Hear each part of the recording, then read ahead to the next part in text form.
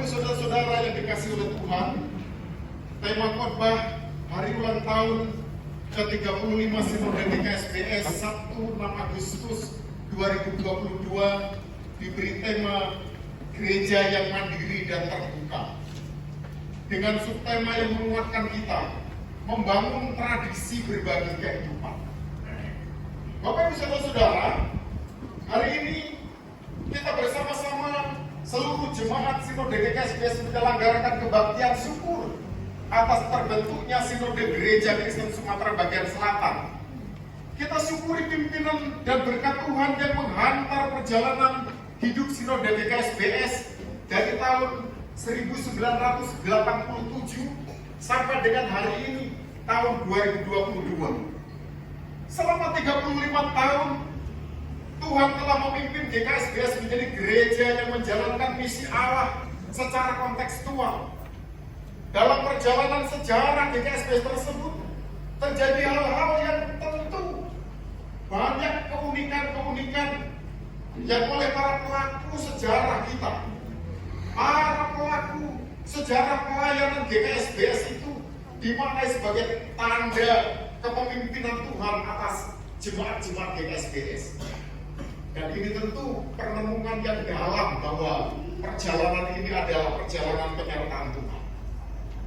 Dua bacaan kita hari ini mengajak kita untuk melihat pengalaman jemaat Efesus dan umat Israel dalam konteks yang tentu mereka mengalami situasi-situasi yang berbeda. Namun keduanya memiliki makna yang terus menguatkan kita dan menjadikan keunikan-keunikan yang menggelorakan semangat kita untuk menghidupi keunikan-keunikan panggilan tersebut. Dan dua bacaan yang kita baca ini syarat akan keseimbangan. Bagaimana pengajaran-pengajaran yang mulia dan benar dan baik itu kemudian juga disertai dengan bagaimana kita diharapkan kemudian memberlakukannya dalam kehidupan kita. Surat Rasul Paulus kepada jemaat di Efesus ini suatu keseimbangan yang indah yang berisi tentang pengajaran dan kewajiban. Dari surat Rasul Paulus ini kita melihat contoh baik bahwa ketika Rasul Paulus di bagian pertama, tema pasal pertama sampai ketiga ini berisi tentang pengajaran tentang kekayaan kita di dalam Kristus.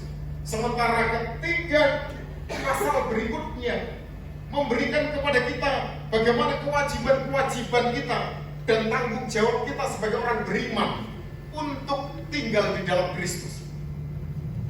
Pada ayat-ayat bacaan di dalam Efesus inilah Bapak Ibu Saudara, Rasul Paulus menegaskan berbagai hal kepada jemaat Efesus akan makna tentang kemandirian. Atau kita sering memahami kemandirian ini sebagai sebuah kedewasaan atau sebuah tanggung jawab. Artinya kalau ketua panitia kemarin mengatakan bahwa mandiri itu bukan hanya sekedar berdiri di atas kaki sendiri, bukan berarti tidak butuh yang lain, tetapi kemandirian ini adalah sebuah tanggung jawab, sebuah kedewasaan yang tentunya bahwa tanggung jawab ini menggambarkan situasi-situasi dalam konteks jemaat di Efesus. Gambaran yang pertama adalah di jemaat Efesus, mereka memiliki gambaran tentang gereja yang dewasa. Di ayat yang ke-13 dikatakan, sampai kita semua telah mencapai kesatuan iman dan pengetahuan yang benar tentang anak Allah, kedewasaan penuh dan tingkat pertumbuhan yang sesuai dengan kepenuhan Kristus. Jemaat di Efesus memiliki kesatuan iman. Mereka memiliki pengetahuan yang benar tentang anak Allah, kedewasaan yang penuh akan iman yang mereka ketahui dan pengharapan mereka akan Injil Kristus dan juga karunia-karunia yang telah diberikan kepada mereka. Kemudian mereka mengalami pertumbuhan yang sesuai dengan kepenuhan Kristus. Mereka menjadi orang yang dewasa secara iman, secara rohani, yang tentu bahwa ini melalui sebuah proses pemahaman, internalisasi dari pengajaran-pengajaran yang mereka terima, baik dari Rasul Paulus, dan demikian ketika jemaat ini berkembang dilayani oleh pelayan-pelayan jemaat mereka. Yang kedua, jemaat Efesus ini kemudian sanggup menghadapi tantangan konteks mereka. Di ayat yang ke-14 dikatakan, sehingga kita bukan lagi anak-anak yang diombang mengambingkan oleh rupa-rupa angin pengajaran, oleh permainan palsu manusia, dan kelicikan mereka yang menyesatkan. Konteks Efesus adalah bagaimana mereka menghadapi ajaran-ajaran, kalau GKSBS tidak mengatakan sesat, tetapi ajaran-ajaran tidak sehat. Katanya mengatakan sesat itu adalah tidak apresiatif.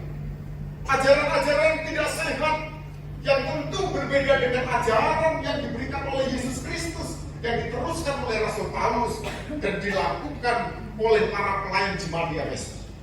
Mereka kemudian dapat melalui pergumulan berkaitan dengan ajaran-ajaran yang tidak sehat tersebut.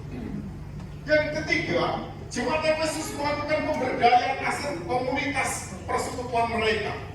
Di ayat yang ke-11 dikatakan, dan ialah yang memberikan baik rasul-rasul maupun nabi-nabi, baik pemberita Injil maupun gembala-gembala dan pengajar-pengajar. Memberdayakan aset komunitas mereka, bahwa di dalam jemaat mereka ada yang diberi karunia rasul, nabi, dan juga yang lain-lain. Kemudian semua tenaga ahli ini yang diberikan kekhususan, kemudian mereka bertugas untuk memperlengkapi yang lain. Para gembala kemudian juga memperlengkapi jemaat, dan pada akhirnya anggota jemaat diperlengkapi untuk saling melengkapi. Jadi pemberdayaan aset komunitas, sumber daya yang dimiliki mereka dibangun sehingga jemaat Efesus menjadi gambaran jemaat dan menjadi teladan mereka bertanggung jawab, dewasa, dan mandiri dalam sedang ibadah hari ketiga penutupan rangkaian perayaan HUT ke-35 GKSBS. Itu yang khotbah Pak Pendeta Yohanes Eko Prasetyo. Dan di ayat yang ke-16, dan dari nyala seluruh tubuh yang rapi tersusun dan diikat menjadi satu oleh pelayanan semua bagiannya sesuai dengan kadar pekerjaan tiap anggota, menerima pertumbuhannya dan membangun dirinya di dalam kasih. Jemaat ini, tiap anggota jemaat diperlengkapi, tiap anggota jemaat melayani. Semua anggota jemaat memerlukan pelayanan dari semua anggota jemaat yang lain, dan mereka bertumbuh di dalam bangunan kasih yang diteladankan oleh Yesus dan Rasul Paulus. Bapak Ibu Saudara-saudara, jemaat yang mandiri, yang dewasa, yang bertanggung jawab, yang digambarkan oleh jemaat di Efesus. Bapak Ibu Saudara-saudara dikasih oleh Tuhan.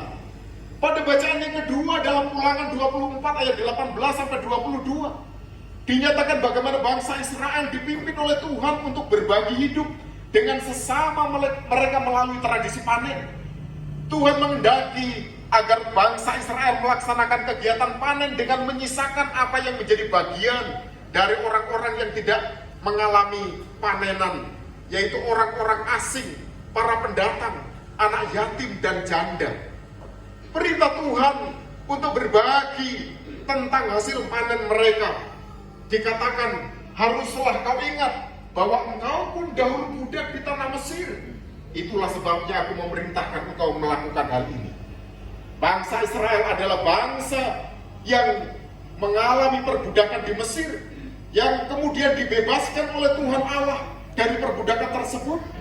Dan pembebasan Tuhan itu dialami bangsa Israel sebagai bagian dari identitas sebagai bangsa untuk menjadi pelaku pembebasan, yaitu membebaskan orang-orang yang miskin dan tertindas. Hal ini harus dipraktekkan tentu dalam kultur yang mereka alami di tanah perjanjian. Mereka sebagai para petani, orang yang hidup di dalam dunia yang bersentuhan dengan dunia pertanian, maka mereka berbagi dalam konteks mereka. Ketika mereka mengalami panenan mereka, maka Tuhan memerintahkan supaya mereka menyisakan dari apa yang mereka panen itu, kemudian dapat dinikmati oleh orang-orang yang tidak seberuntung mereka. Sehingga ada orang-orang yang terberkati, ada orang-orang yang kemudian juga mengalami kasih penyertaan Tuhan oleh karena cara hidup mereka.